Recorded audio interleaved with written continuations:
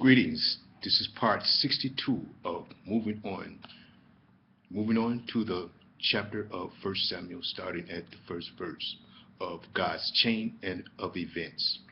And it came to pass, when he had made an end of speaking unto Saul, that the soul of Jonathan was knit with the soul of David. And Jonathan loved him as his own soul. And Saul took him that day, and would not let him go no more home to his father's house. Then Jonathan and David made a covenant, because he loved him as his own soul, and stripped himself of the robe that was upon him, and gave it to David, and his garments, even to his sword, and to his bow, and to his girdle. And David went out whithersoever Saul sent him, and behaved himself wisely. And Saul set him over the men of war, and he was accepted in the sight of all the people, and also in the sight of Saul's servants. And it came to pass, as they came, when David was returned from the slaughter of the Philistine, that the women came out of all cities of Israel, singing and dancing, to meet King Saul with tabrets, with joy, and with instruments of music. And the women answered one another as they played, and said, Saul hath slain his thousands, and David his 10,000s. And Saul was very wroth, and the saying displeased him. And he said, They have ascribed unto David 10,000, and to me they have ascribed but thousands. And what can he have more but the kingdom? And Saul eyed David from that day forward. And it came to pass on the morrow that the evil spirit from God came upon Saul, and he prophesied in the midst of the house. And David played with his hand, as other times. And there was a javelin in Saul's hand. And Saul cast the javelin, for he said, I will smite David even to the wall with it. And David avoided out of his presence twice. And Saul was afraid of David, because the Lord was with him, and was departed from Saul. Therefore Saul removed him from him, and made him captain over thousands. And he went out and came in before the people. And David behaved himself wisely in all his ways, and the Lord was with him. Wherefore when Saul saw that he behaved himself very wisely, he was afraid of him. But all Israel and Judah loved David, because he went out and came in before them. And Saul said to David, Behold, my elder daughter Merab, her will I give thee to wife. Only be thou valiant for me, and fight for the Lord's battle. For Saul said, Let not my hand be upon him, but let the hand of the Philistines be upon him. And David said to Saul, Who am I, and what is my life, or my father's family in Israel, that I should be the son-in-law to the king? But it came to pass at the time when Merab, Saul's daughter, should have been given to David, that she was given unto Azrael, a Mahalathite, to wife. And Michal, Saul's daughter, loved David. And they told Saul, and the thing pleased him. And Saul said, I will give him her, that she may be a snare to him, and that the hand of the Philistines may be against him. Wherefore Saul said to David, Thou shalt this day be son-in-law in one of the twain. And Saul commanded his servants, saying, Commune with David secretly, and say, Behold, the king hath delight in thee, and all his servants love thee. Now therefore be the king's son-in-law. And Saul's servants spake those words in the ears of David. And David said, Seemeth it to be a light thing to be a king's son-in-law, seeing I am a poor man and lightly esteemed? And the servant of Saul told him, saying, On this matter spake David. And Saul said, Thus shall ye say to David, The king desireth not dowry, but 100 foreskins of the Philistines, to be avenged of the king's enemy. But Saul thought to make David fall by the hand of the Philistine. And when his servants told David these words, it pleased David to be the king's son-in-law. And the days were not expired, wherefore David arose and went, he and his men, and slew of the Philistine 200 men. And David brought their foreskins, and they gave them in full tale to the king. that it might be the king's that he might be the king's son-in-law. And Saul gave him Michal his daughter to wife.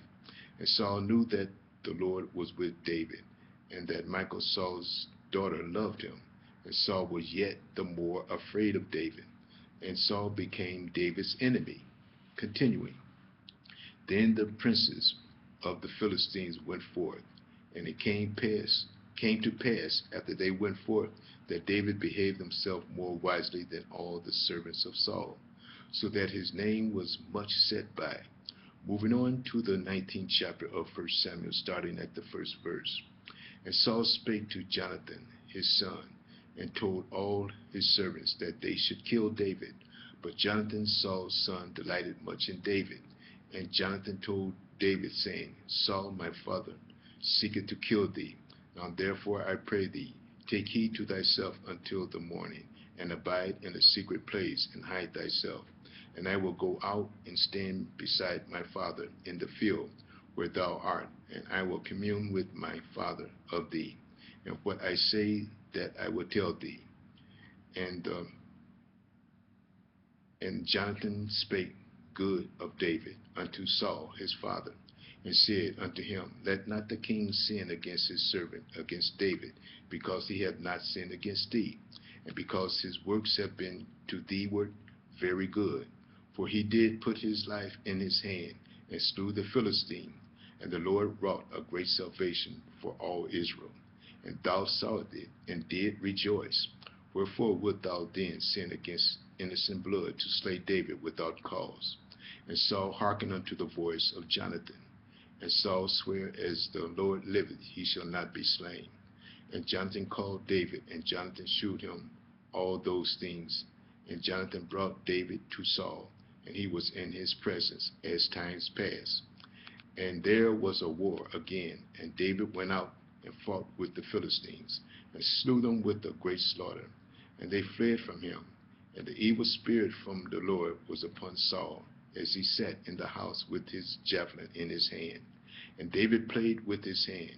And Saul sought to smite David even to the wall with the javelin. But he slipped away out of Saul's presence, and he smote the javelin into the wall. And David fled and escaped that night. Saul also sent messengers unto David's house to catch him, to watch him, and to slay him in the morning.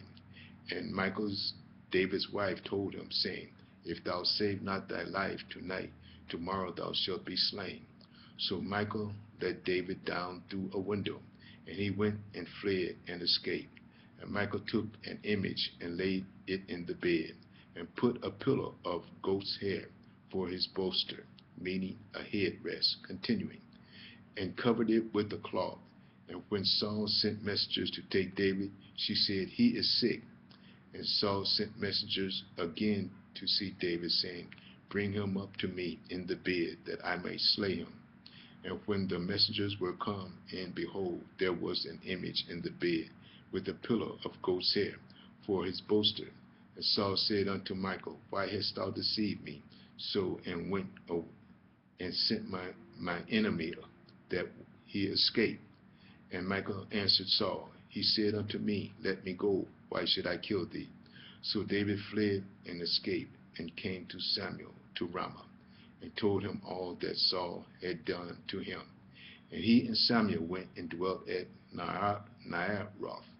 And it was told Saul, saying, Behold, David is at Naioth in Ramah. And Saul sent messengers to take David. And when they saw the company of the prophets prophesying, and Samuel standing as appointed over them, the Spirit of God was upon the messengers of Saul, and they also prophesied. And when it was told Saul, he sent other messengers, and they prophesied likewise. And Saul sent messengers again the third time, and they prophesied also. Then went he also to Ramah, and came to a great well that is in Sechu. And he asked and said, Where is Samuel and David? And one said, Behold, they be at Naioth in Ramah. And he went thither to Naioth in Ramah, and the Spirit of God was upon him also. And he went on and prophesied until he came to Naioth and Ramah. And he stripped off his clothes also, and prophesied before Samuel in like manner, and lay down naked all the day and all the night. And wherefore they say, is Saul also among the prophets? We're going to stop here and start part 63 in the next message. View part 63. Thank you.